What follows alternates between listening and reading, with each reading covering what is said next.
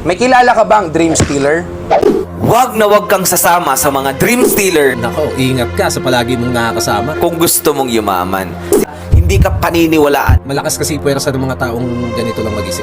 Sometimes yung mga dream stealers natin is yung mga mahal pa natin sa buhay. Ang sinasabi ko rito ay yung mga kasama mo palagi. Like your family, your relatives, and your friends. Sila mismo. Hi, I'm Jar.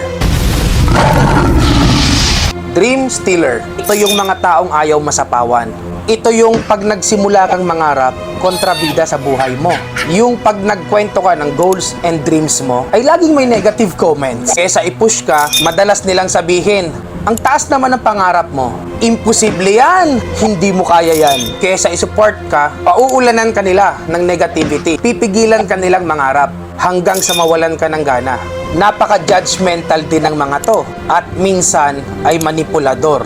Sila din yung hindi sa'yo masaya every time na may achievements ka sa buhay. Nang nagsimula kami ng asawa ko bumuo ng pangarap, madalas namin ito may kwento. Pero pakatapos, nararamdaman namin na parang ang bigat ng maabot ng mga goals namin. Kaya masasabi ko na hindi lahat masaya para sa'yo. Dream stealers are everywhere.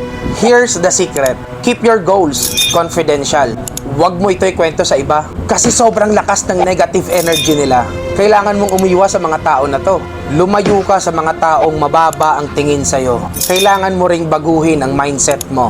Baguhin mo rin ang daily routine mo. Lahat ng panlalait at pagmamaliit sa'yo ay gamitin mong motivation para isa-isang abutin ang mga goals mo sa buhay. Dahil ang greatest revenge para sa mga tao na to ay ang makita kanilang successful.